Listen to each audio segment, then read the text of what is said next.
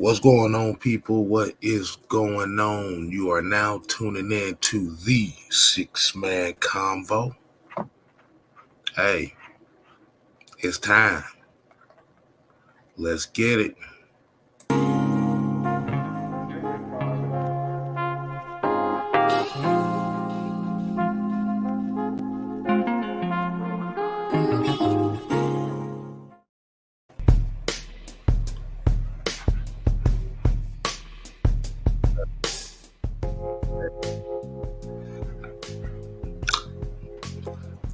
What's going on, people? What is going on? We are already in this thing, man. This your boy Six-Man K Styles, and welcome to the Six-Man Convo.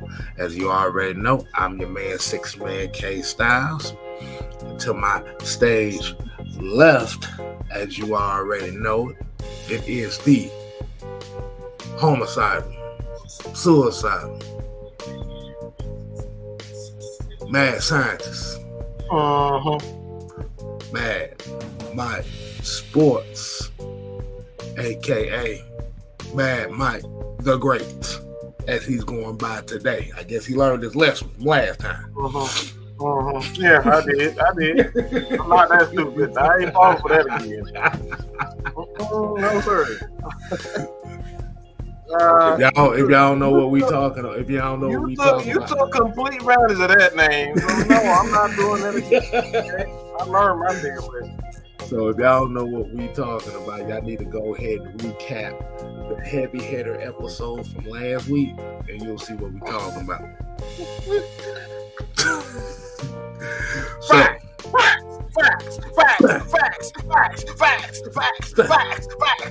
Facts. You probably don't know what the hell I'm talking about. Facts. Oh, you talking about the encyclopedia of knowledge that showed up today, huh? Yeah, that. The everyone is wrong and I am right brigade has showed up. Okay. It's all good. So let's go ahead and get into it, man. As you already know, man, before we start every show. Oh, I gotta announce something too. We also, if you guys check us out on Facebook,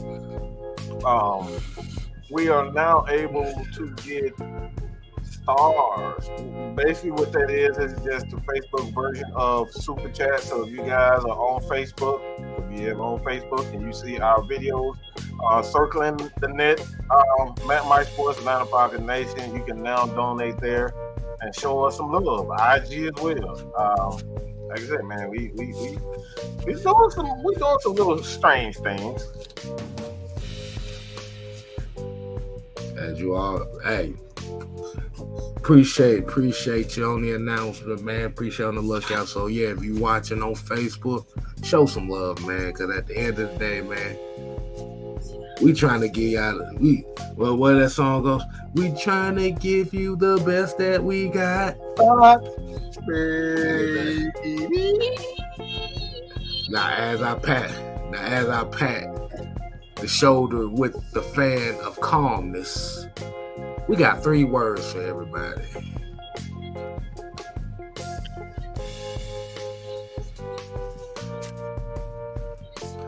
What is it?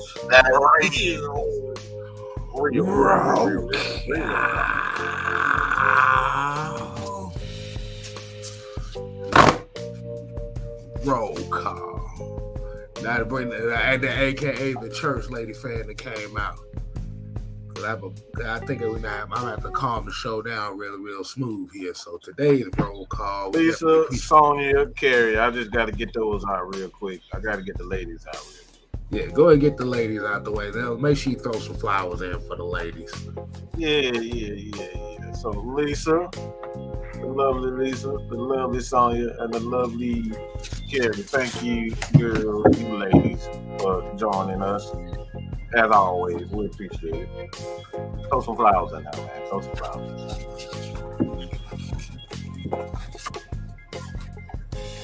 Woo!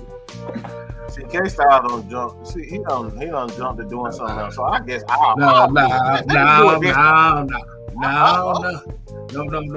wanted Since Sonya is, I have to give her a shout out because actually Sonya sent a very special gift. Mike, do you know what that gift is? Oh. Look. Oh wow! Oh shit! Replica World Series ring. So shouts out to my people Sonya for the ring. Oh wow! Too bad I can't put it on my right hand. My right ring finger. My right ring finger fat as hell.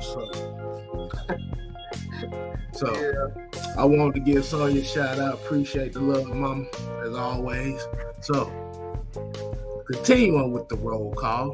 Let's go ahead and kick this thing off right, man. Shout out to Big Amp in the building. We got Dre Nelson, Deshaun Caswell, Joseph Thornton, ATL Leo, Michael Walker, Jerry Bowie, Trey Hill, Robert Bennett, Brian Peoples, Lowski and Lisa Shepard, Ted Sports and Game and Devon, Sonya, Isaiah Thompson,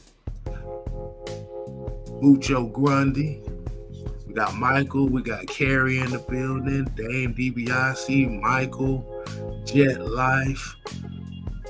We got Southside 12, Bobby Boy Zone 3. Looks like we're gonna kick this off in 3, 2.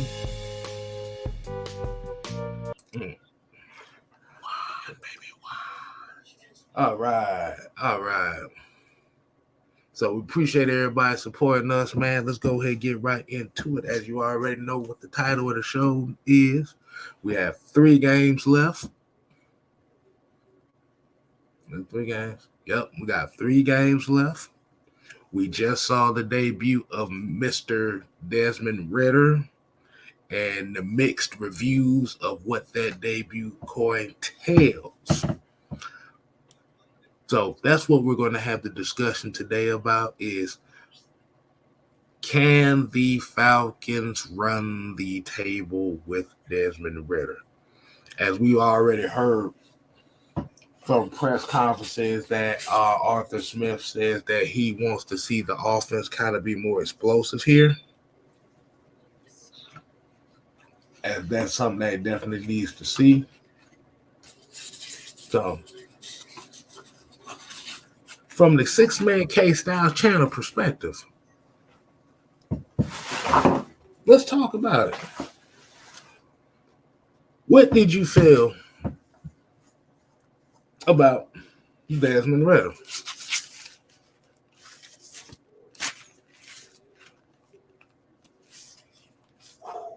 Oh man.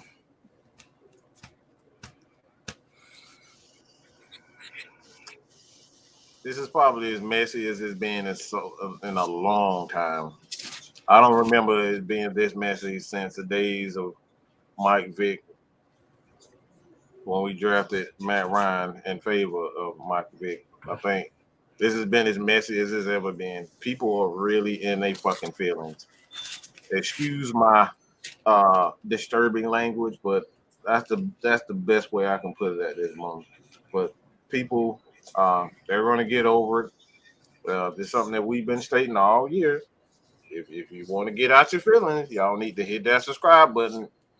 Listen to the fuck we saying, because here we go. Got a whole K-Style thing going on. My camera want to get all blue. What the hell? But this is the reason why y'all want to subscribe, because we try to take that away from y'all. If you just listen to what the hell we saying, y'all won't be frustrated. Y'all won't be in your feelings. Y'all won't be sad. Y'all won't be mad. Or at least it won't last 2, 3, 4, 5, 6, 7, 8 months. We've been telling you since the season began how things were going to unfold for the Falcons. Nobody listened until it actually happened. So now here we are. Everybody mad because we said exactly what was going to happen. We said even when Matt Ryan was here, there was a chance that he could quite possibly be traded. We doubted, but ultimately, when you get a new regime, they want to do things their way. So at the end of the day, man, how do I feel Desmond Ridder How this team is going to perform under Desmond Ridder, man. Um, is that the question, K Town? I think that's the question. Yeah, pretty much like Um, what did you feel about his performance? And we're just gonna start off with that. well, I always start from quarterback. Like I never look at the performance, especially in the first couple of games, and what in the hell is going on, like him. I don't know what's going on. Like, wow. Yeah, I You got do this a text lot better. out. You did a lot better than me. Hell, mine goes straight up blurry, look like the first 48 to me. I don't know what the hell's going on, but I think he did marvelous. To be honest, marvelous. I think he did marvelous. Um, to be honest, man, you expect a guy that young to have um, performance struggles. Well, he didn't struggle getting the offense in the rhythm. What he did have one struggle at, and he kind of saw that toward the end of the game. He didn't know when to give up on the play, and that's something that he's even stated that he's had trouble with in the past. He just doesn't know when to like call it, um, call that play dead, or just go on to the next play. That's something that he struggles with, and he end up. It was a flea flicker or something, and he tried to get it, nearly got picked off. Um, but those are the types of things you got to understand. Like, don't take the chance, live to fight another day, and go on. So I like how he commanded the offense. But if there's anything that I can nitpick on, the chemistry with the line, with the wide receivers, we got some slow ass tight ends, bro. Um, I know Michael Pruitt. He when he's called, he typically comes through, but damn, he's slow as shit. Look, we couldn't get anything going with the. We tried a couple of tight end um, screens. They work for the most part, but if he's a little bit faster, it would have had at least 10 to 15 yards. But he's slow as hell. Um, Obviously, Mm-hmm. we know that Felipe Franks is who he is. I don't really much. I don't really expect much, and I don't have expectations for him to be honest. Outside of just blocking, he's a good blocker. But outside of that, yeah, I think he did well commanding the offense, and that's what you look for. If he's in charge of the offense, how smoothly does the offense run? I thought he did a pretty good job running the offense, to be honest. Mm. Speaking of tight ends, Mike, there was some news that came out today that we. Mm-hmm. Damn it! I wish I had a picture of it, but apparently, Mr. John Fitzpatrick is off the IR.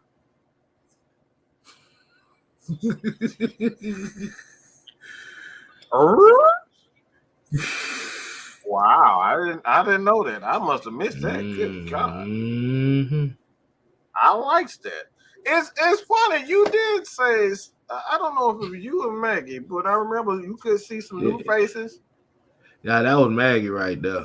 That was Maggie. We could see some new Mm-hmm. faces. See, I told you, bro. Y'all gotta listen. Mm-hmm. That This was is why y'all Maggie gotta right hit there. that subscribe button, man. Hit that subscribe button because we tell y'all things and things end up coming true. Let me go Wow, ahead and John do this. Fitzpatrick. Let me go ahead and do this right. So, if those that are just now tuning in, we are speaking on, yes, Mr. John Fitzpatrick Mm-hmm. should be off the IR and possibly make his debut this Like a big Saturday. ass Clark Kent.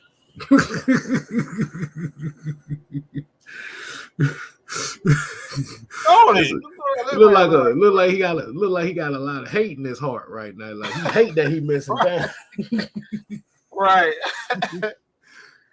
That motherfucker, yeah, man. And I think, and as you were speaking about those tight ends as well, um, I think that this is big because Michael Pruitt, like I said, as slow as he is, like I said, you have to remember he was brought in just to block. That was his role right then and there. Just block. You the tight end 2, tight end 3, whatever. You get your big ass at the line of scrimmage and just block somebody. Mm-hmm. But the problem is, he's the best tight end available, best tight end option you got right now. Because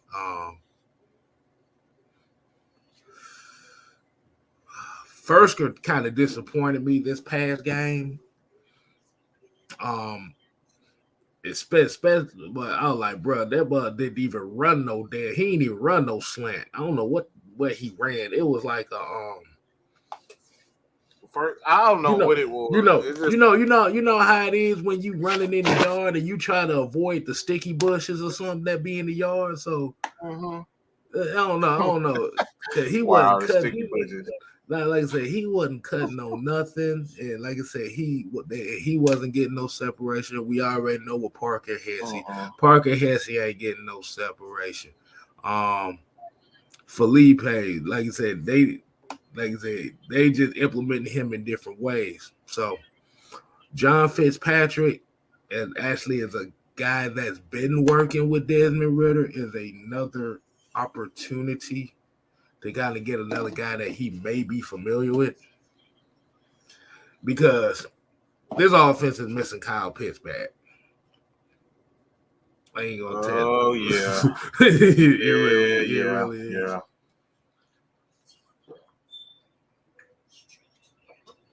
High quality H2O. Oh yeah. So we just wanted to get that out the way. Yes, it says that John Fitzpatrick is cleared to possibly play Saturday. But yeah, like you said, getting back to Desmond Ridder, yeah, it was some things that I saw that he could definitely work on. I definitely agree. I think he was trying to make a play. It's kind of like what we saw with Mariota, but it wasn't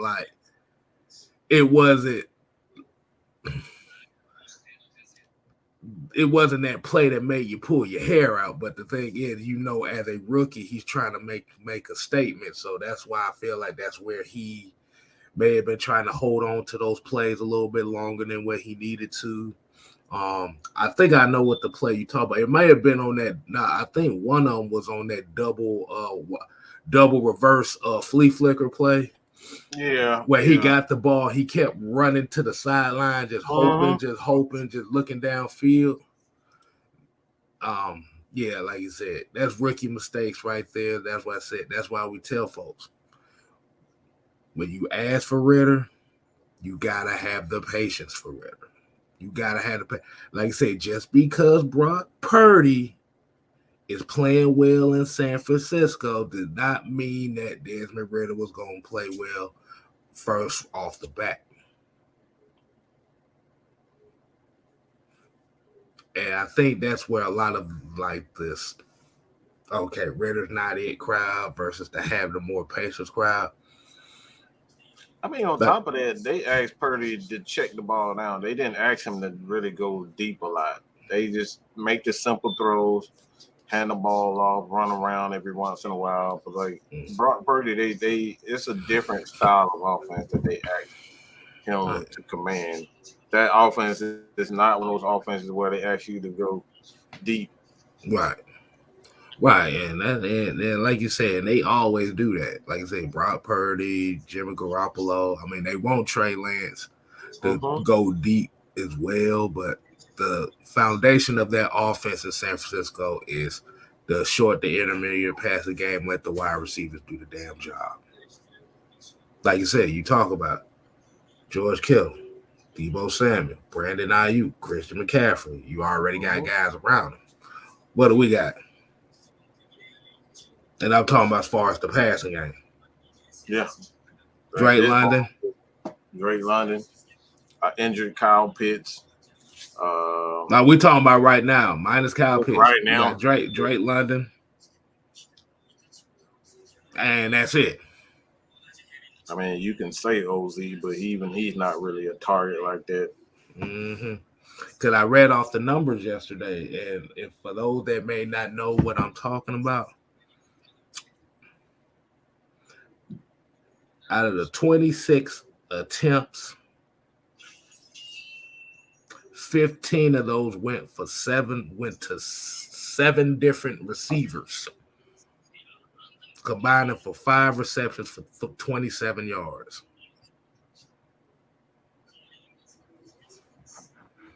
And shout out to Brian Peoples for the 199 super chat, man. He said 49ers. Said 49ers are a complete team. Facts. I agree with that. But this is where, like I said, this is where the thing where you said, okay, Ridder, we want to see Ridder. We want to see what we do. We tired of Mariota and all his shenanigans. Like you said, once you get a rookie quarterback in here, it may not be it may not be what you thought it was. If you was expecting a 350-yard passing game and 7 touchdowns, of course you're going to be disappointed.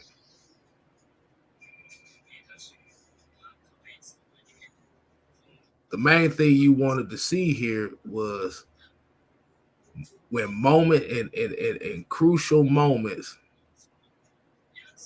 how far his nuts drag on the ground. Let's be honest.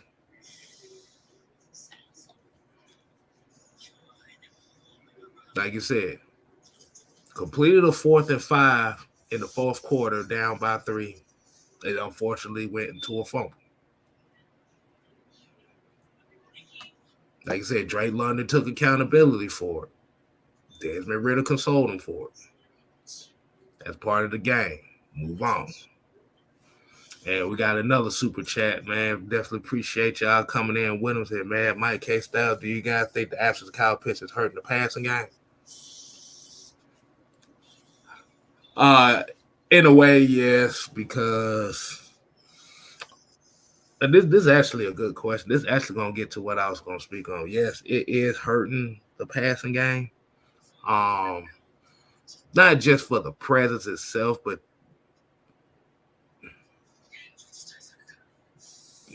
teams are starting to man up on these receivers now. This is what's been going on against the Falcons for the last 3 weeks now, where a lot of these teams are starting to man up. And what ends up happening is if you're not physical enough, your receivers ain't gonna beat man coverage. This is what happened in the Saints game. This is why that number I put out, 5 receptions for 27 yards from all 7 other receivers outside of Drake London. Yeah. So they just need another target that, and like I said, and I'm thinking in my brain, and I'm thinking, I'm not expecting John Fitzpatrick to be the second coming of what was that tight end that came from the Colts? God damn it, that just blew my mind. Yeah, he ain't the second coming of Jacob Tammy, but like I said, with him being a big enough target to where he can kind of sit in those zones and kind of be that guy sitting in the middle, it can alleviate some pressure off these guys on the outside.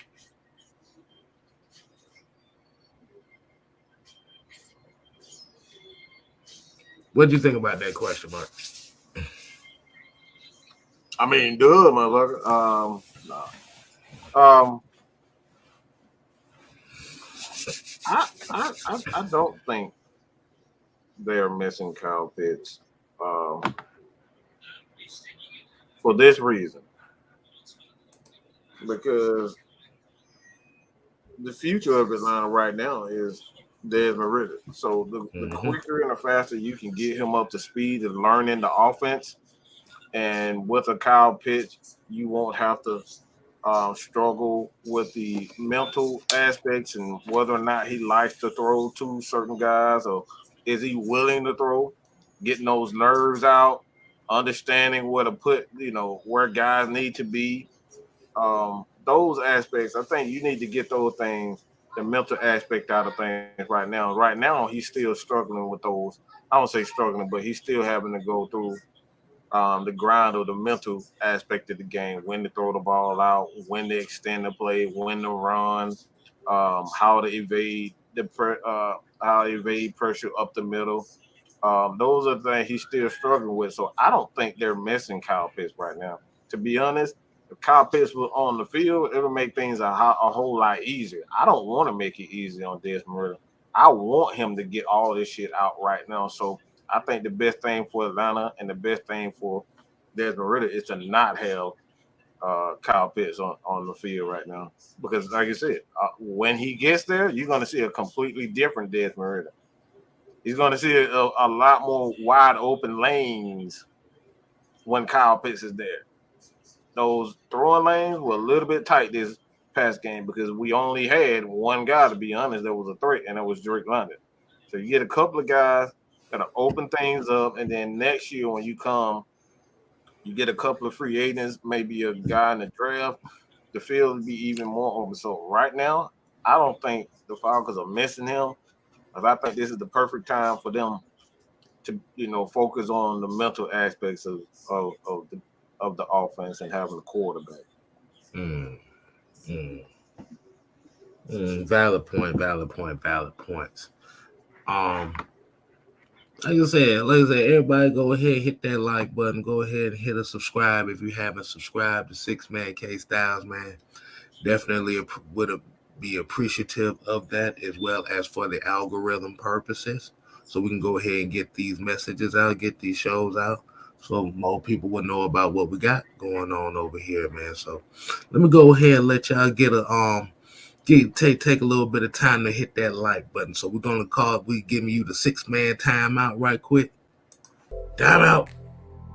And we're gonna answer some comments as well as while we doing the light checks. So let's see what we got here.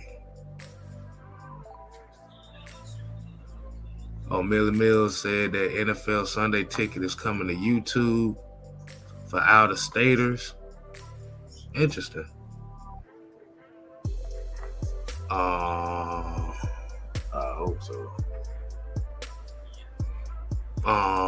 Lisa came with a question here. She said, Arthur Smith's play calling last game, y'all giving it a thumbs up or a thumbs down? I'm gonna give it a thumbs up. Like you said, the major problem that came with it is, regardless of play calling, if your receiver's getting jammed at the line of scrimmage, your receiver ain't creating no separation within itself. Like I said, no matter what plays you call, if they can't get no separation, you're gonna have games like that. And I know a lot of people are saying to themselves, well, why don't you just be conservative? They know what a slant is. They know what a curl is. They know what a hook is. So you're not fooling the defense calling those simple play calls. Like that. Look.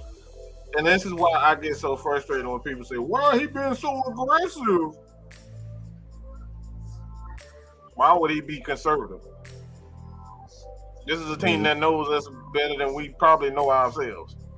So why would we be conservative?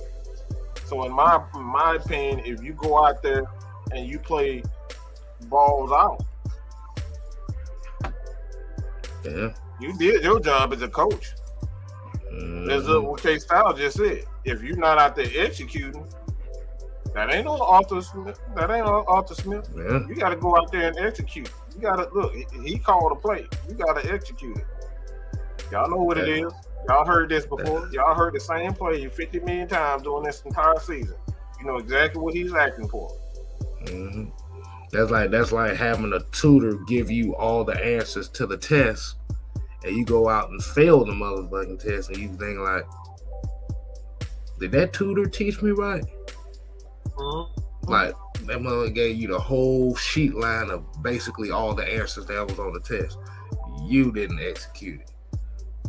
So let's see if we can get a couple more likes out of this, man. Get maybe about three more likes. That's what I'm gonna do. Let's see. D. Coleman. Hold on. This is a good question right here. Do the Falcons start Malone over Walker? Nah, they got Troy Anderson over Walker. Essentially, Malone and Walker are pretty much in the same position right now. They are spot linebackers at this moment, in which Michael Walker should have been a spot linebacker from the get-go, but that's kind of understandable on why they did it. All right, we good. It's about the depth, man. Michael Walker and D'Angelo Malone are a part of the depth. Let those guys fight it out for themselves. Troy Anderson, it was the future. He is the future. That's why they got rid of Deion, because he is the future middle linebacker. And I think, hold on, and we're gonna say it like this too, like with Ogundeji, and I know Ogundeji is kind of a very sensitive topic as well, because I already know Ogundeji been my guy since he got drafted, and he's kind of have not lived up to the expectations that I think a lot of us Falcon fans have set for him.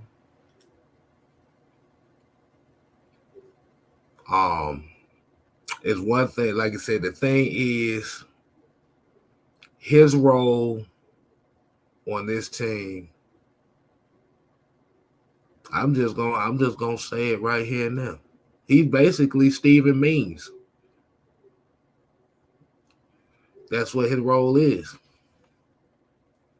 Like I said, it's not about getting the big number sacks. It's not about like being the ultimate pass rusher. I feel like he has the capabilities of being that. But I think where the issue is you haven't seen him take that next step where it's like, okay, let me see you evolve your game. You got something else. So he's kind of regressed this year in a way, and he's kind of reverted to just being that edge setter, outside guy. And like I said, D'Angelo Malone is he's a lightning bolt out there. He is a lightning bolt out there. He's exactly like Ebiketie. Him, Ebiketie, and Troy Anderson are three peas in a pod. When they make plays out there, you see it. Yeah, they play quick, fast, and with energy. You can tell. You can see it. Malone had a play this past Sunday where he exploded and hit Alvin Kamara as soon as that motherfucker hit the ball, got the hand up. I said, wow, yeah. Yeah, no wasted motion. But and a quick tip for all you draft guys up there. If you're looking for edge guys for the Atlanta Falcons, a defensive lineman, what K-Style just say? No wasted motion. Don't look for guys who doing all them spinning kick heels and trying to shock like Blanca and all that shit. Don't look for all that. Look for guys who gonna get to the destination, hit the quarterback. No wasted movement. The same thing with your linebackers. The same thing with your DBs. DNPs loves guys with no wasted movement. They see a target, hit a target, see an opportunity, get to the opportunity. That's all. All that extra shit, all that, dancing and doing the Deion dance while that shit is not going to work here in Atlanta. So don't waste your time looking at those prospects. Mm. And like D. Coleman here said, y'all don't think Okadeji basically linebacker version of Anthony Rush just does his job but doesn't go above and beyond? I mean, that's exactly what we're saying. He's there. He's doing a job. He's the edge setter. Everybody got a job, man. Everybody got a job. Like I said, it don't matter what. It don't matter. Like I said, it's just that his job does not wow you looking at the TV right now.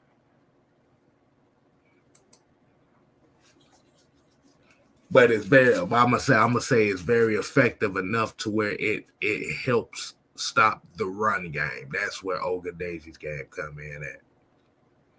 But the thing is, you just want to see him. You just want to see if he can do a little bit more.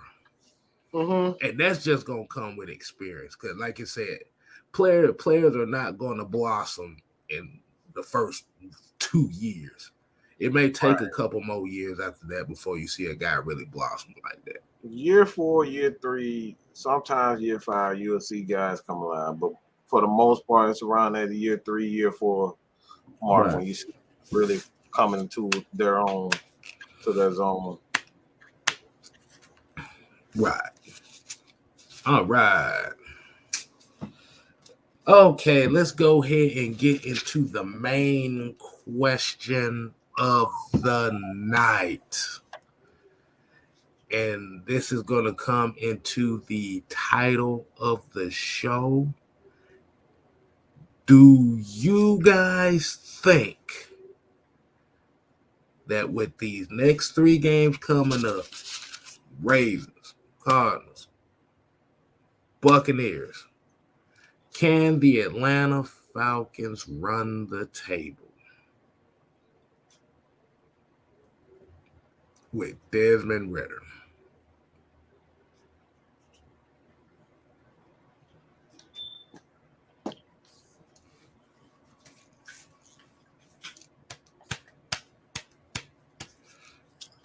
Woo. Let's see. That right there is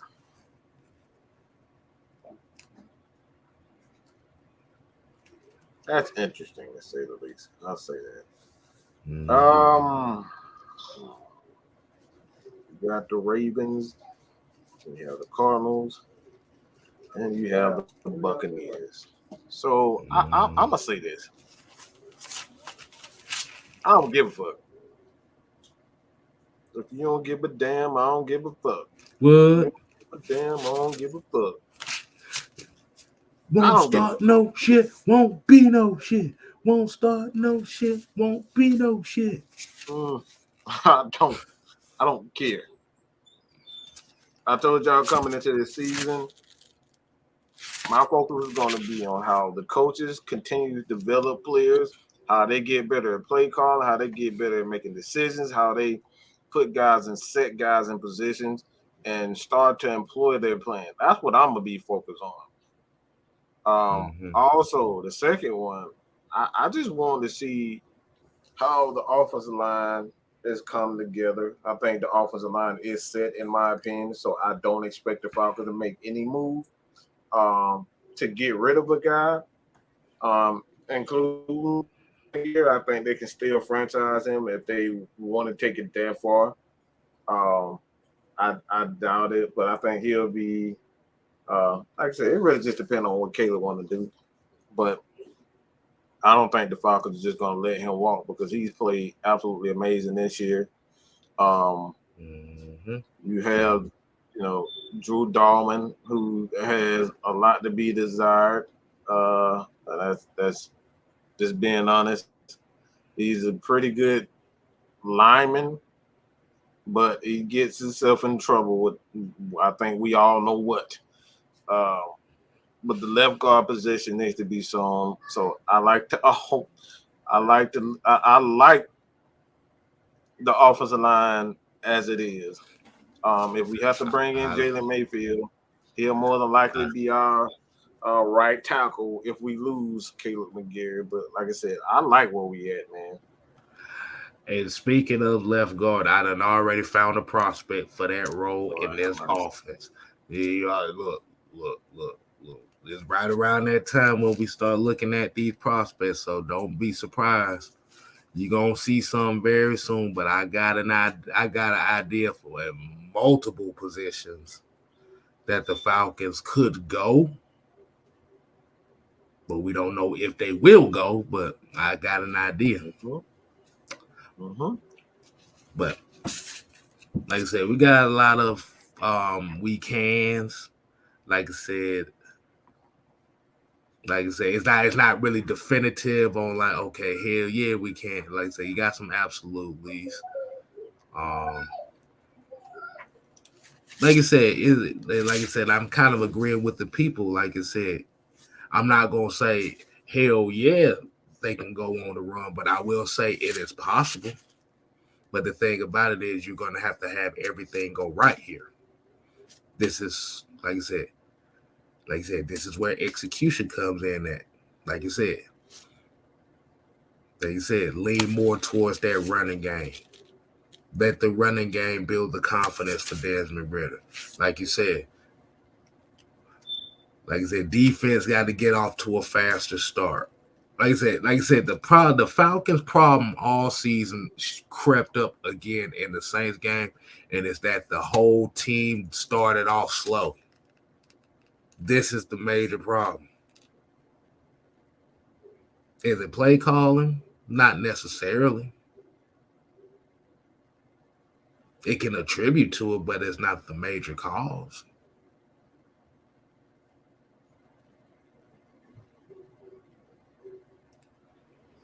Like I said, is Desmond Ridder need to have about 3 or 4 deep passes out of his first 5 attempts? No, but they may try it anyway. Where the Falcons have to go here at this moment right now, because like I said, they keep talking about Lamar Jackson may not play. He's not practicing. Oh, he's gonna play Sunday, and they're gonna prepare as if he's gonna play Sunday. So you're gonna hear more of us talk about Ravens talk tomorrow on the heavy hitters.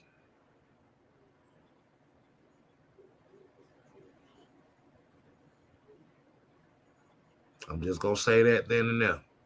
But yes, they have an opportunity to run it, but they have to get off to a quick start. Tyler Algier running like he did last week. Lean on it this week. And then make sure everybody put it on their calendar that the game is on Saturday, not Sunday. Saturday. Saturday at 1. So, y'all may be able to get a post game show on a Saturday. That's gonna be kind of weird. I ain't Yeah, gonna tell you no real lie. I ain't gonna interesting. tell y'all no lie. So yeah, the Falcons have an opportunity to run the table. You gotta have patience with Desmond Ridder, and I'm telling the fans, and I'm looking at the fans right now. You gotta have patience with him. You got these articles out here talking about he ain't it. Um, said the question that said that it needs to be addressed in the draft, and we basing it off of one game. This is the problem.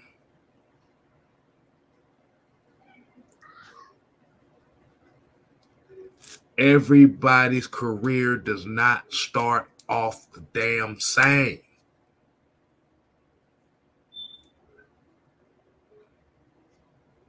There has been guys that thrown for the. Let me ask you a question, Mike. I want to ask everybody here watching. Do y'all remember the question I asked yesterday? The question about Steve Young. I do. Mm-hmm. Tampa Bay thought he was an absolute bust. quickly traded his ass to San Francisco, and he became a Hall of Fame quarterback. Brett Favre was a Falcon that traded the Green Bay, but that's a different circumstance. Brett Favre wouldn't lay off snorting the coke and drinking up in Buckhead.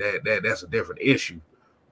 But and then you look at Josh Allen, he's another one. Buffalo was damn near this close to actually trading his ass after year 2. They gave him one more shot. And you got the Josh Allen you got right now. Peyton Manning's first year as a quarterback threw almost 25 interceptions.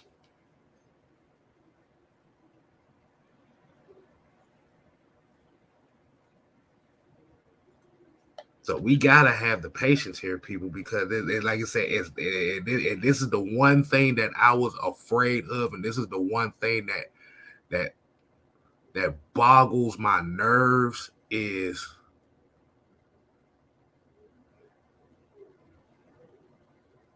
we are so quick to get rid of people if they disappoint us one game. The fuck? Football ain't about that, man. It's a team game, but it takes time.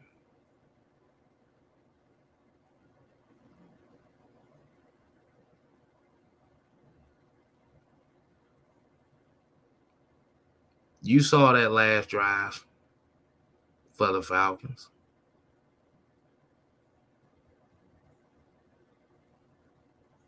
That's all I needed to know. And the question is if Drake London doesn't fumble that ball, are we having the same conversation? If Richie Grant doesn't play Madden and try to glitch intercept a pass that made no goddamn sense, and the Saints don't get a touchdown on that play and possibly may not get no points, are we having the same conversation?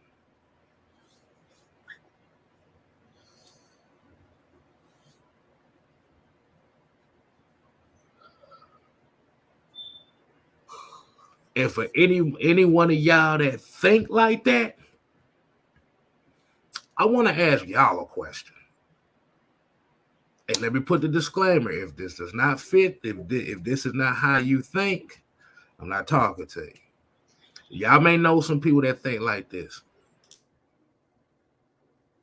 The narrative is Desmond Ridder needs to be benched. We need a quarterback next year based off this one game.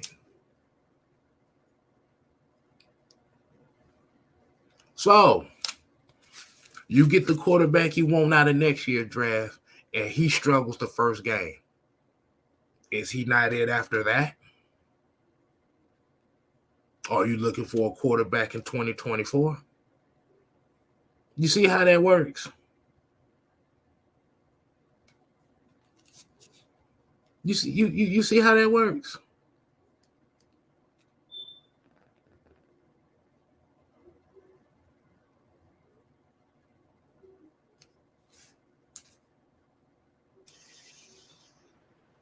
You see how that work, Mike?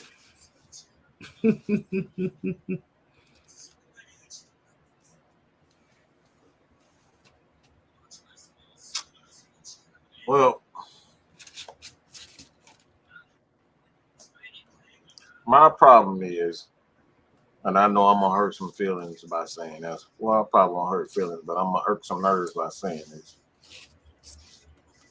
But everybody keep talking about how bad of a play caller Arthur is. And I'm gonna tell you why I'm saying this right now.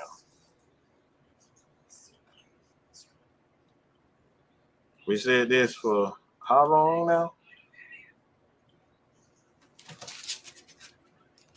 We said this for almost every year Matt Ryan has been an NFL quarterback. We said the guy who was calling plays for him absolutely sucked. But did that deter him from throwing over 60,000 yards passing?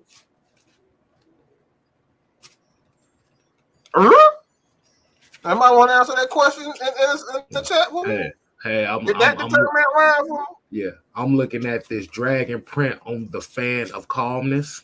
Mm-hmm. You want to tell me, K-Style? Somebody tell me. Yeah. Somebody tell me that. All the play out from Mike Mularkey. Everybody said Mike Mularkey was ass. Well, did that deter him from being rookie of the year, offensive rookie of the year? I don't think so. See. MVP. People say Kyle Shanahan was a shit play call. Did that deter him from being MVP? I don't think so. And we can talk about Steve Sarkisian, and we can talk about all these guys, but he still put up big numbers on all four of those guys. All four. So the problem is not the play calling. Right. It's really the chemistry amongst the team itself. I don't even. That's what I'm saying. That's the reason why I'm bringing it up, because a lot of people think just changing the quarterback and changing this guy. At the end of the day, you need a guy, a leader, to be at the helm who knows what he's doing. He know your job. He know how to put you in position, and he can just get the job done. We'll never know if he can get the damn job done. We changing jobs every damn year. How the hell are you gonna know you got a good quarterback every year? If he don't put up 5,000 yards, you ready to get rid of him? Just saying. That's the problem. Everybody want to get rid of everybody. Lowski edit the player. Everybody want to edit the player. We want to turn him into somebody else. Hey, man! Shout out to Kenneth Lou. Appreciate you tuning in. Lowski, man. You. I think you just hit the. I think you just hit it. That's it right there. Everybody want to hit edit player. That's gonna be the line that we gonna use from now on. And shout out to Lowski. We giving Lowski the credit for this one. Motherfuckers just want to edit the player. That's it. He ain't throwing far enough. Let's change this. Let's put his throwing power up to 99. Oh, wait a minute. He throwing for less than 65%. Okay, let's put his accuracy up to 88. Speed need to be 97. Awareness need to be 99. I'm like, no, his awareness cannot be 72. No, we gotta put that bitch 99. Yeah, that's the main problem. That's the main issue that I have when people keep talking about Arthur's a bad play call. Well, if he running for 60-yard touchdown, nobody give a shit what he calling. Why? Because he ran for 60-yard touchdown. If players execute, nobody's talking about the play call. Nobody. Look at Ann said, go ask the Houston Texans and Cleveland Brown how that been working out for him.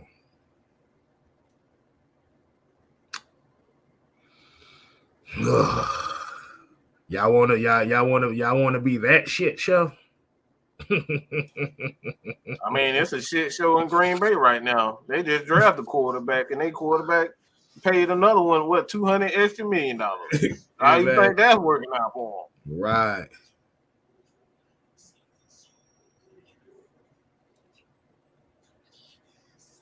I mean, you can look at the 49ers right there. How many damn quarterbacks they got right now? They got 3 quarterbacks. Exactly. And they talking about a possible quarterback controversy coming up here soon. There's a possibility that Mr. Irrelevant snatched the job from a guy they paid they paid the Pied Piper to get.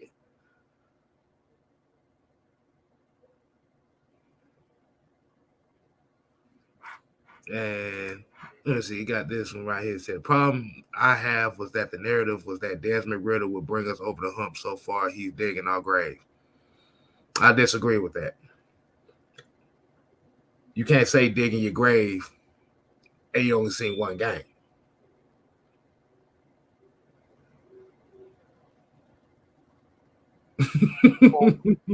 Whoa. What? Yeah, I do. I know you can write more sentences than that. That shit don't make no sense. Please, man, put more. Yeah, please more elaborate. Please elaborate on that. Like you said, before we make judgment on it. I don't want to respond to that until you put more. Please. Like I said, yeah. When I say so far he's digging our grave, yeah, I disagree with that. You ain't got enough time to say that, because if he was digging our grave, we'd have lost that game. We'd have lost that game 35-3 if that was digging our grave. We wouldn't have scored 15 points. Like I said, we wouldn't. Well, outside of Tyler Algier and his running game,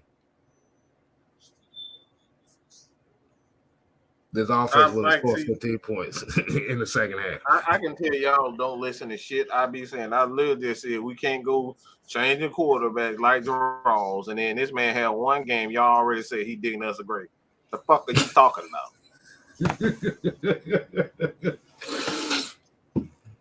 Let me read you a sports title here. This is the title of the thing.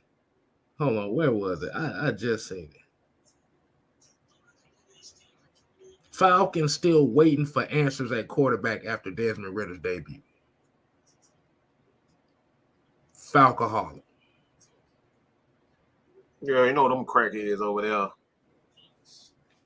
They gonna write dumb shit like that. They're not intelligent enough to actually elaborate, so they write bullshit headlines so you can read the bullshit that they write under the bullshit that they wrote. Exactly. And I don't know who the Facebook user is, but it said, do you think Ridder will get a chance for a full season next year? Yes. You ain't gonna know what you got until you put four games into him. Like I said, if you pull the mess that the Arizona Cardinals did with the whole Josh Rosen and Kyler Murray thing. Oh my God, Jesus Christ! If you pull that maneuver out your ass like that, this is why Arizona is a shit show as it is now. Let.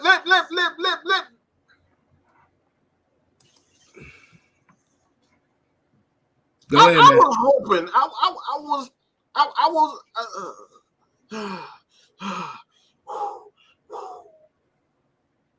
was hoping that you would say something smarter than that bullshit. What happened? What happened? I'm sorry. I got to call this bullshit out. He said because his quarterback rating was 31.9.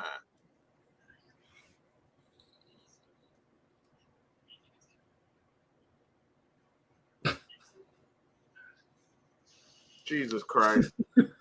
And that I've seen quarterbacks go 9 for 21 in an entire half of the first. And then go 12 for 12 with 2, 3, 4 touchdowns and 0 interceptions. And you talking to me about a fucking quarterback rating? So my question to this guy, would be is, who would you rather see running the helm at quarterback for the Atlanta Falcons next year? I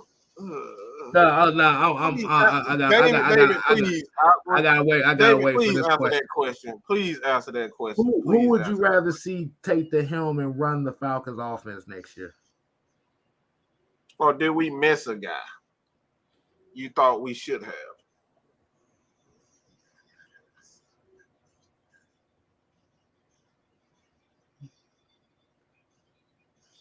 Now that's a question that I need to know. Motherfucker, how we gonna go through each one when you have one?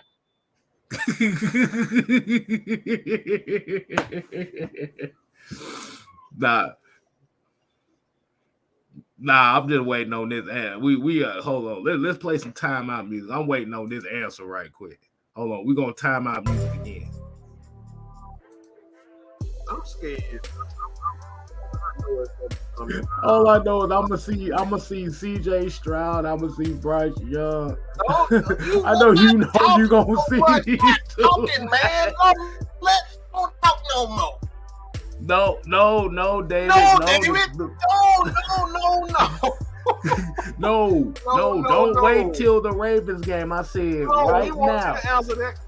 Yes, answer that question. Now, who would you rather see be the quarterback for the Falcons in 2023? Based on the statements that you came in here with today,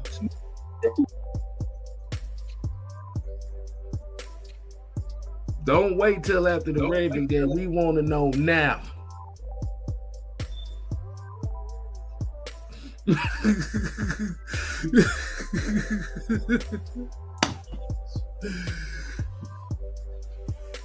They ain't gonna say nothing until we ain't gonna say nothing until we get a goddamn answer. Right, I just want that answer. I want that answer, bro.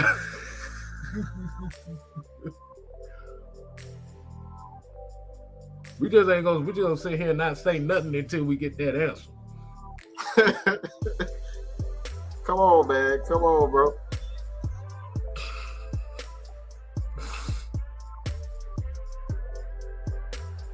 Wow. All right, I got.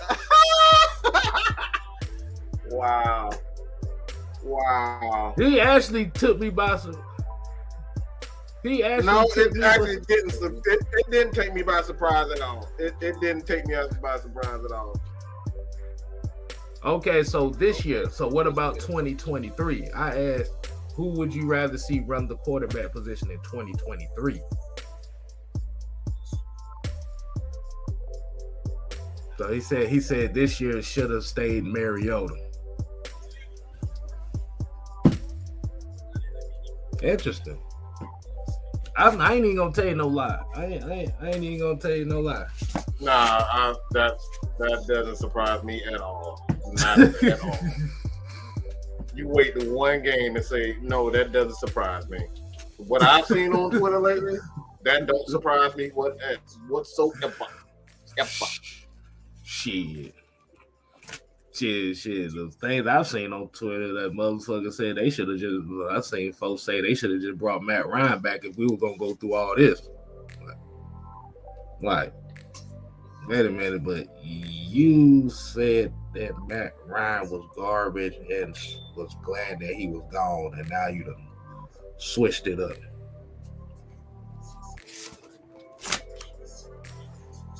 Somebody said he was Arch Manning. Don't say Caleb Williams, because I seen that dude game. That dude ain't nothing but Kyler Murray all over a goddamn game. Nah, I'm good on that. That's all I saw him at UNC is running around with it like a chicken with his head cut off.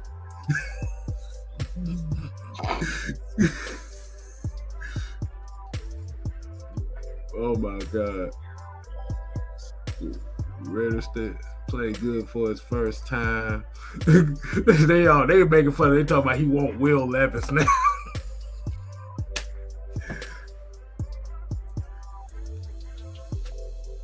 Oh man, well he ain't giving the 2023 answer.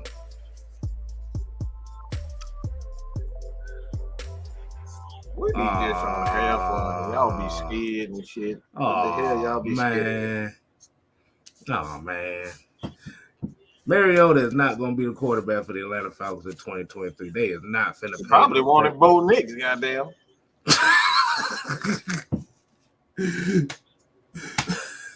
Bo, oh God, not the Bo Nix, not Bo Nix. Good God. Like I said, Mariota is not going to be the quarterback for no 2023. They are not finna pay that $12.5 million. What the hell have you seen? And Mariota said he's going to be any quarterback. Oh, there you go. That's the one. That's what I was waiting on. That's what the fuck I was waiting on. So, you would rather blow your whole entire salary cap for next year to get a guy that's giving you the same production as Marcus Mariota.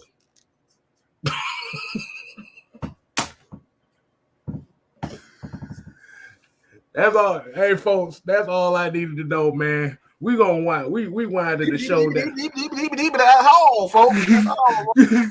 we gonna wind the show down. He gave me, like I said, that answer and that mindset let me know exactly what it was all about the whole time. It ain't got nothing to do with nothing. Ain't enough.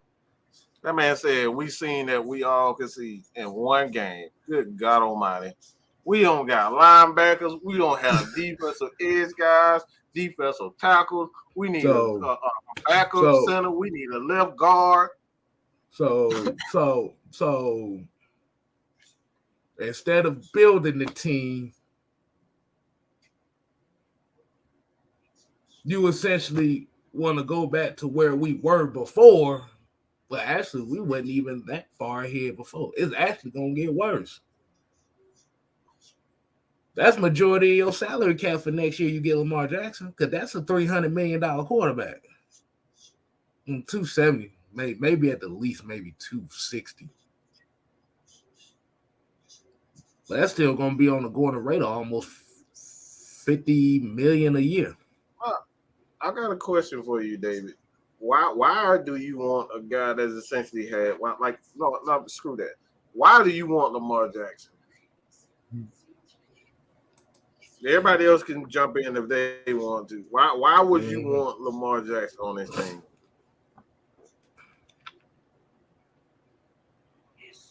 One reason, not 2, 3, not 4. One reason why you would want him on our team. Yeah, like D. Coleman here said, so we get $70 million and it's gonna cost about $50 to sign Lamar. That means we broke again. Yeah. But if you talking about re-signing Chris Lindstrom, if you get Lamar Jackson and you re-sign and you re-sign Chris Lindstrom, you're essentially gonna be right back in the same damn boat we got away from.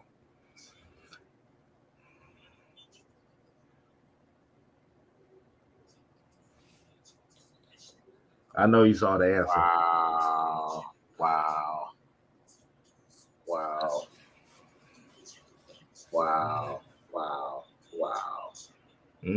Like I said, look.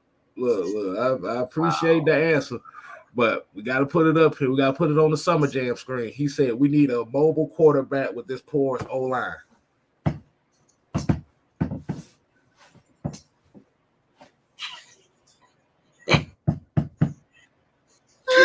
What?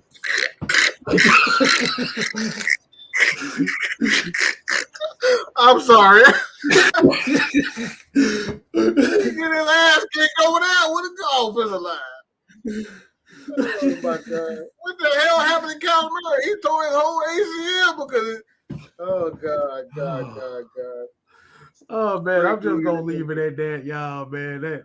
That was just comedy. That, like I said, we appreciate you answering the question, man. But God, thank you, man. We appreciate you.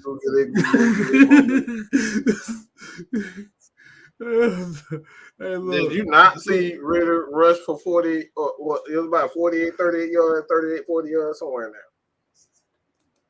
So if Ridder and Mariota would have ran average running 150 yards a game, is mobile. When we're talking about mobile quarterbacks, are we talking about guys that use mobility to? Are we talking about the Justin Fields type where you got a quarterback running the ball 15, 20 times a game? Is that what we're talking about? Because Justin Fields getting sacked almost 50 times this year. We're not even counting about the hits neither. And he's getting hit more than that. And he's been on the injury list almost at least 3 times this year. Just being injured. And Arthur Smith made a statement himself in a press conference like, if you got a quarterback that's running that much, he's not a quarterback. And he's a running back. And that's why the Falcons treated him like a running back. Hold on. I need to look something up right quick. Hold on. Let me get going. You keep talking. I'm finna go into my handy dandy notebook. My handy dandy notebook. I want to look at something too. I want to look at something because I think I have an inkling on something. I want to see something real quick. I want to see something right quick. Let's see. Because I want to compare him to somebody. Let's see. 2022, he's 8-4. Boom, boom, boom. Okay, 26. That ain't too bad. Yeah, I really want to compare him to somebody real quick. Oh wow. Oh, Lord. Oh wow. Oh wow. We gonna wind the show down, man. We gonna wind the show down. We need to say this for later. We need let me see this. I gotta see this. I gotta do this. I have to do this. I want to see something real quick. I just want to see something real quick because if I'm thinking the way I'm thinking, Lord. Oh my wow. Goodness. So, wow. And freaking incredible. So, does anybody disagree with the fact that Michael Vick is the greatest running quarterback of all time, right? Nobody would disagree with that. I don't think too many people would disagree with that. Right? Right. So, the reason why I say that, because this guy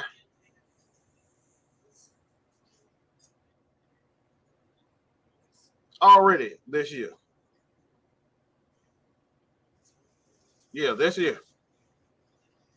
got more rushes than the greatest rusher of all time.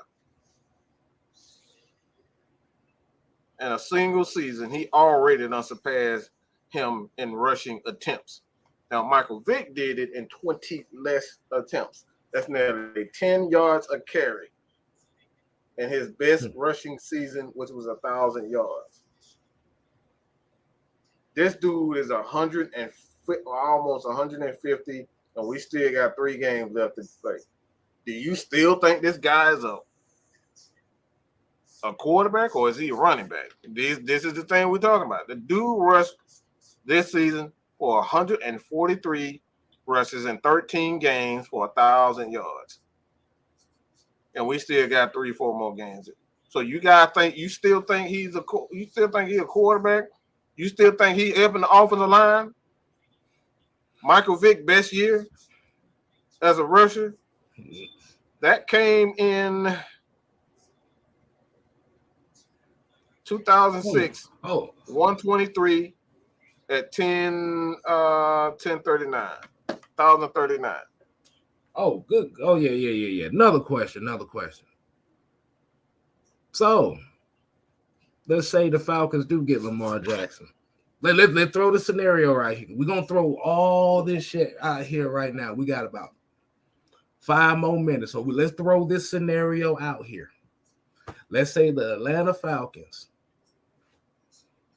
break the bank for Lamar Jackson. Am I correct?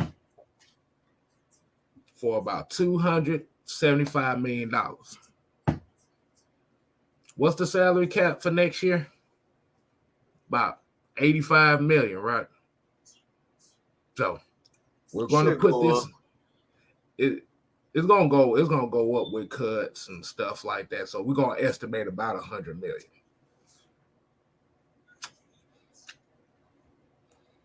You have about 27 guys under contract next year. And you have one guy that's going to cost about 50.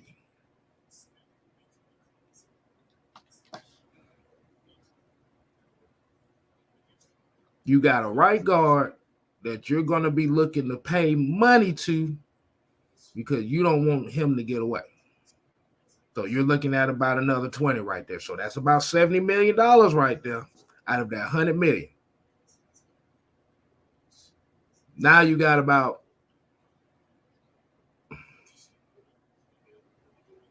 25 more players that you got to pay with $30 million in cap space. You're going to need at least about 11 million of that for your draft class. Now you're down to $19 million.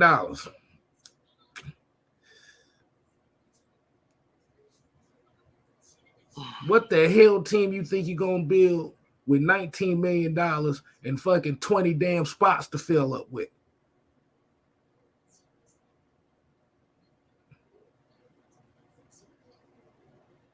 Yeah. 8 of those players going to take up that.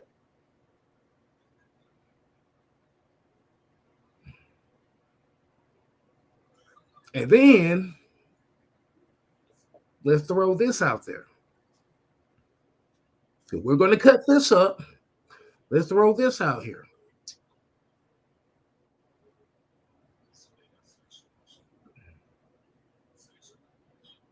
But let's throw this up here. No, we're going to stick with the Lamar Jackson train. What if Lamar Jackson doesn't put up those quote unquote numbers he had in Baltimore?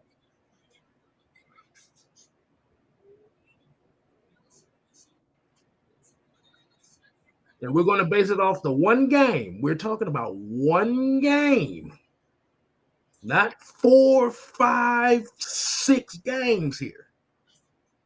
We're talking about one.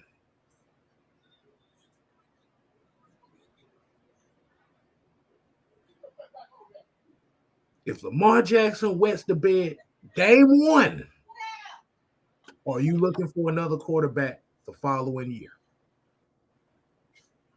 based off of one game?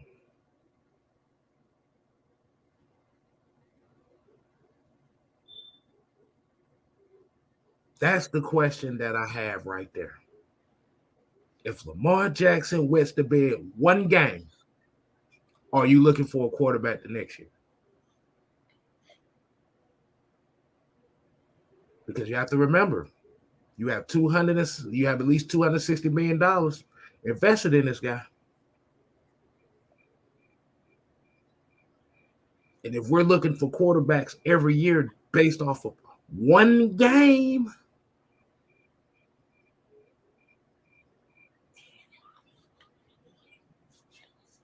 the Atlanta Falcons culture is not the problem.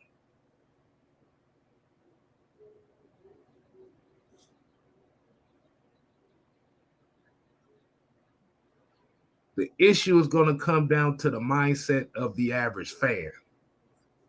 Because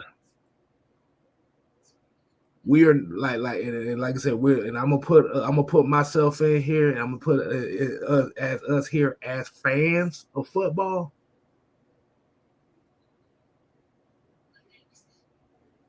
We always want something until we finally get it, and it don't work out. Then we're ready to move on.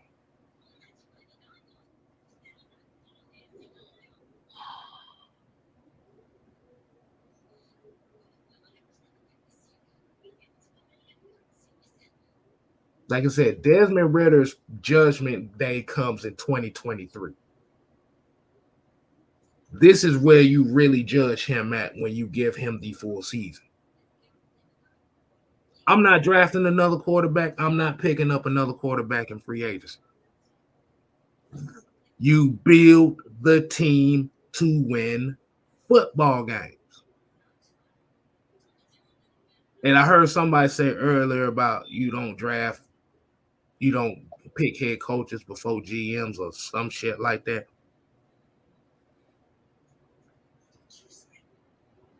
You can pick a quarterback, but the thing about it is, as great of a quarterback as you have, you need to build the team the right way. None of that shit matters, okay? It really does. Talking about who high, who first. None of that bullshit matters. The vision of what matters. What actually happens is what matters. If you build it the right way, you don't give a fuck who came first. You got an idea of who you want to be. You hire the guy, impart your vision, and then you go from there. Mm-hmm. But if you don't have the vision, what the fuck good does it matter who you hire first? You don't know what the hell you're doing anyway. Like, Mm-hmm.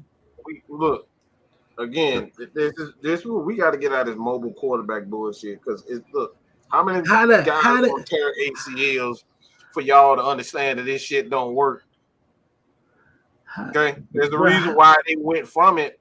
That's a reason why they went from it back in the early 20s to about 50.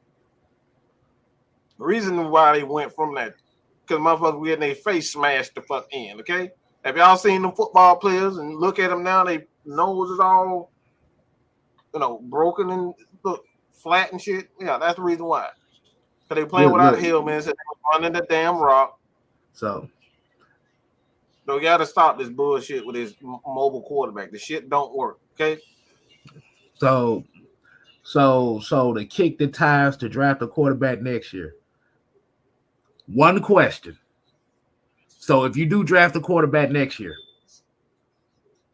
and he doesn't produce next year, are you drafting a quarterback in 2024? Answer me that question right there. Can't have a great you can't build a stable franchise if you constantly switching out quarterbacks every year. Let's keep it real.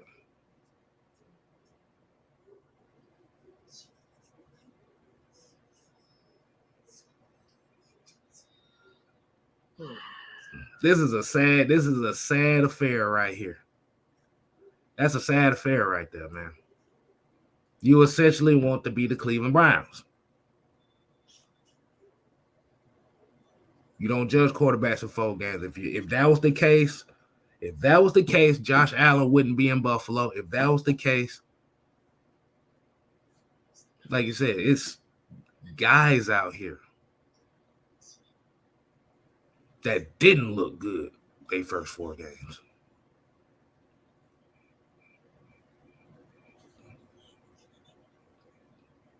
I answered that question. I said, yes, you keep going with it. You build the team.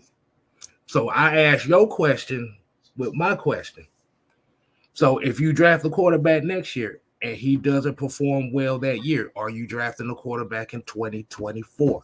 This is the final question. Let me say this real quick. I mean, just to put a stamp on how stupid that fucking question is, that statement is. Do you stop passing Michael Jordan the ball because he missed 4 shots? Do we not pass the ball to Steph Curry because he stopped hitting? He missed 4 shots. Mm-hmm. Do we not give Tom Brady the ball because he just completed only 4 passes for 4 yards? Do we stop giving him the ball? Do we stop giving Jerome Bettis because he's only got 4 yards for 4 carries? See how stupid that is? You see how dumb that is? That's on the hey look that's on the equivalent of that whole 17 missed tackle thing with Deion Jones. It's the same exact thing. It's the same. It's crazy, bro. People want to give he made 1 bad game, man. Well, am I supposed to just look past up? But here's the thing though, and he's proven my point exactly. When it's a guy that you don't want, your expectations is higher. But if it's a guy that you do want, you're more lenient with yours. Ridder was never the guy he wanted in Atlanta in the first place. And I'm just going based off like these little small conversations here and stuff like that. Ridder was never the guy he wanted in Atlanta. So what happens is when it's a player that you don't want, and this is psychologically, this is how it goes. Well, if it's a football player, whether it's a basketball player or whatever, if it's a player that you don't want, your expectations are going to be so far up that you're gravitating and busting nuts every time he fails. But if it's a guy that you want, those high ass expectations right here come down here to the lenient level to where now any bad thing happens, now I'm gonna give him a pass. So the reason why we kind of made such a big deal about him and his comments and stuff is he is exactly the type of guys we are talking about as far as the guys that they're only going to give passes to people they like.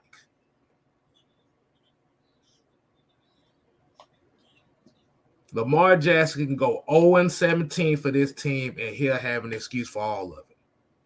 Well, Desmond Ridder, look, somebody went do the crack pipe or something, bro. Good God Almighty, he needs it. But like you said, remember, look, all this came off of one game. Lamar is not a GOAT. I don't know what you're talking about. We were talking about Lamar, okay? Look. You got to remember, this is off of one game now.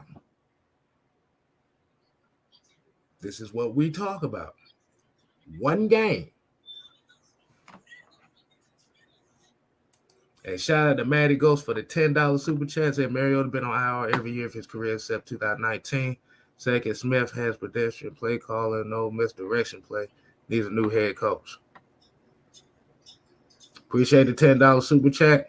Disagree on the Arthur Blank. Not the Arthur Blank, but the Arthur Smith part. See, the problem is we gotta look at what Arthur Smith as well is. When you have to turn sugar from shit. Whoa. I'm sorry. I know this is your show. I apologize in advance. But you even know what the fuck a misdirection is? It's when you decide to go this way and you go that way. The Falcons offense is not. Falcons offense is not damn near every play. Yeah, that's why they call them trap plays. The trap runs. Trap plays, okay? Those are misdirection plays, okay? People, it's okay. Join our Discord. You will learn football. I promise you. You won't be ignorant, okay? I'm so sorry, Medical, because you want the real. That's our people, man. He just asked it. He asked some crazy ass. Why would you say they don't do no? Like I said, at the end of the day, man, I got a headache. Man, y'all made Mike put his motherfucking head down. Lord have mercy. We do miss it. Have you even saw a game against the Atlanta Falcons, the 49ers and Chiefs? They run practically the same types of motions and everything.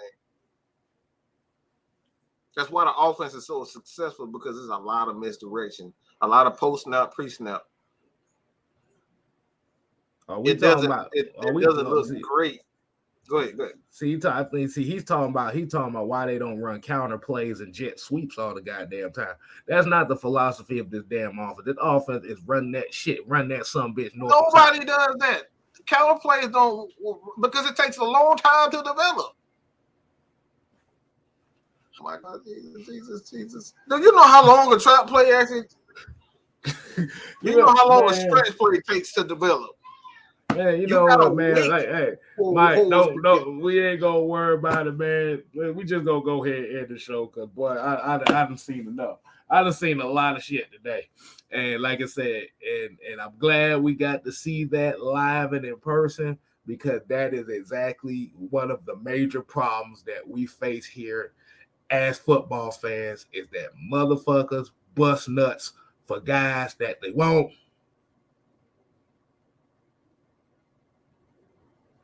But they have unreachable standards for people that they don't want. We just gonna keep it real on that.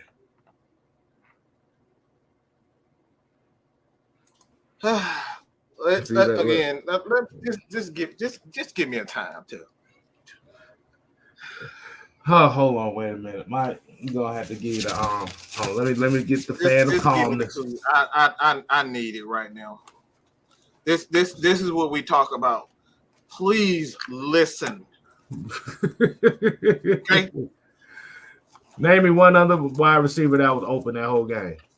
That's all I gotta say. That ain't even the point. I'm about to break this whole statement down. Pass plans are pedestrian and predictable.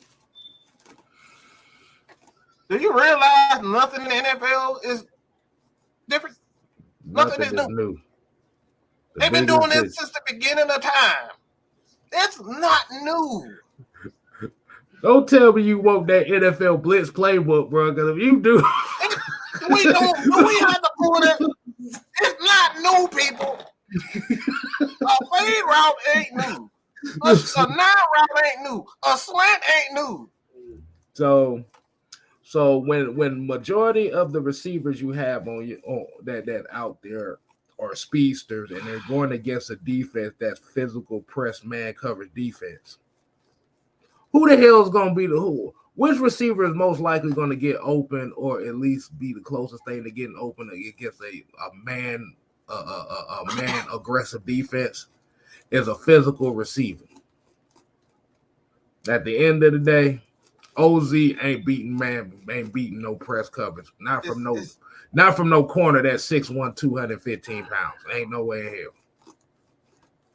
That if that was the case, he'd have had more targets. Cordero Hodge, same thing. Like we said at the end of the day, play calling is one thing, execution is another. And then, like I said, once again, that goes back into the same conversation that we're saying. When Arthur Smith was never the first choice for people, now that this is exactly what I'm talking about. We got two guys. I'm glad we got two examples of this. One for the quarterback position and one for the coach position. Y'all are essentially making the same arguments we've been hearing about the Atlanta Falcons for the last 15 years, man. And y'all don't even realize it. This dude don't even know he's not even calling his own plays. Like this is stuff we talking about. Like I said, when it's a guy you don't want, everything is gonna be judged under a microscope.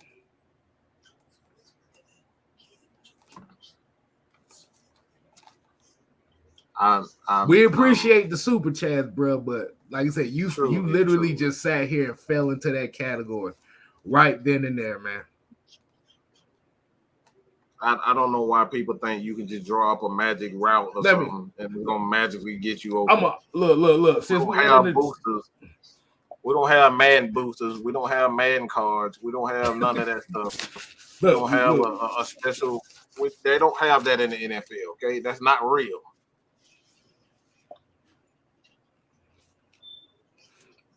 I'm gonna use an analogy here. This is the end of the show. I'm gonna use an analogy. It's like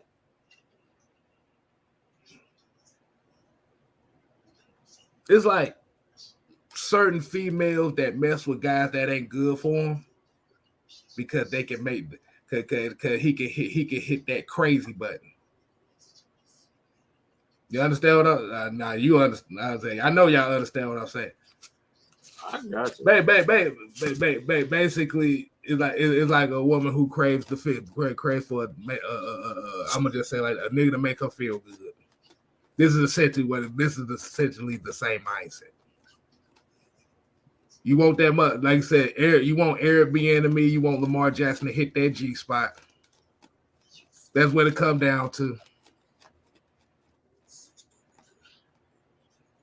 I want to help people. I really do want to help people. Look. Let's just say it. Lamar Jackson and Eric Bieniemy hits that G spot for you. It's just look. Just say it. Just say you would rather have him because none of those. Like I said, Call my phone 678-299-0001. 281-330. I want to help. Or just call 911. Somehow you'll get in touch with me. This 911 will help. I want to help you guys. I really do. You're not helping me help you. Got me sitting over here like I'm Wong Fei Hong and shit. Bruh. I can't. I'm over here looking like I'm about to hit somebody with the Woo-Sa fist right now, boy, swinging this damn fan. This shit is very calming right now. No, that's not true whatsoever. It's called situational. Who the fuck is in a game because of situation? Like, you don't know how Mike, let's go ahead. Let's go ahead and end the show. Let me do this real quick. I promise you. I just want to do this one thing. I promise you. You know how idiotic this statement is? Just this is the last thing I'm gonna say. We have 7 losses due to stupid situational coaching. Do you realize we had almost 11 games this year come down to 1 score? And I'm probably giving, it's 1 game, 11 games come down to 1 score. And you talking about we have losses because of those ones. Do you realize for most of those seasons, we was getting blown out by people under Matt Ryan? We were getting blown out. We weren't in any of those games. We weren't in any of a lot of those games. We lost. Well, Matt Ryan at the hill because of the defense couldn't hold a damn lead. We couldn't hold a 28-3 lead because guess what? The defense wasn't helping. Now the defense is helping. Now the coach is helping. Now the scheme is helping. So we have 10, 11 games this year that came down to 1 possession. That means we are in every single game. But instead of you focusing on that, you're only focusing on what didn't happen. And that goes down to the fact that you only do that with people you don't want. I'm sorry. That's it. I'm up in like Sam. I'm out, bro. Y'all the broke us, bro. That's some bullshit right there, boy. I just don't. I don't get it. I don't think why. I don't know why people think we can make magic routes or something. Like we can put sand on the ground and make somebody run faster, or just put some snow cones in his shirt or something. Like I don't fucking know what the hell y'all think what can happen on the football field. But it just whatever reason y'all think is real. Oh my god. Y'all done literally broke us, man. This is the bullshit. Bro, I know. I'm just sitting here, man. Like, what's going on? I'm sitting here looking at the fans talking about Man said the past plans don't work, bro. Everybody wants Jesus Christ, bro. You do realize this has been the same talking point for 15 years. When we had a quarterback that threw for 300 yards, we said the play calling was trash. Now you got a whole different coaching staff, a whole different set of quarterback, and we complaining about the same shit. The same stuff. Oh man, I'm done. I'm done. Just oh my god, I love it. Let me stop before I keep stuttering, bro. Get on, man. All right, hold on. As I'm looking at my fan, like I said, we definitely appreciate everybody tuning in, man. Like I said, it's definitely this is why we call it the 6-man combo. It's all about the conversation, not necessarily about trying to be who's right or wrong, but at the end of the day, man, it's just all about the conversation. So y'all make sure y'all go ahead and subscribe to 6-Man K Styles, as well as GXN Mad Mike Sports. And like I said, at the end of the day, man, we all want to see the Falcons do good, man. This, like I said, it comes down to it. But the thing about it is, every situation doesn't end the same. Every situation isn't successful because of one formula.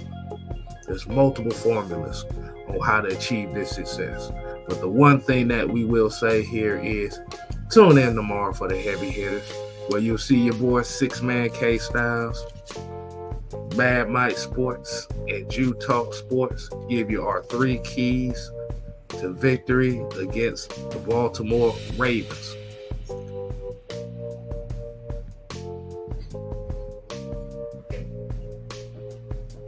So until next time, people. Hey, I'm gonna say David Capellize, if you got a Twitter, put that Twitter handle in there, because one of these days we get you on one of these shows. We definitely gotta have this conversation face to face. So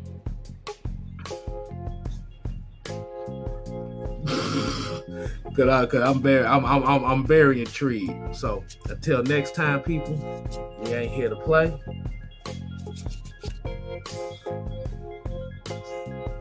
We here to stay. Y'all done broke Mike, bro. Mike look like he need a drink. Y'all done broke that man. You ain't gotta go home. But you gotta get the hell up out of here.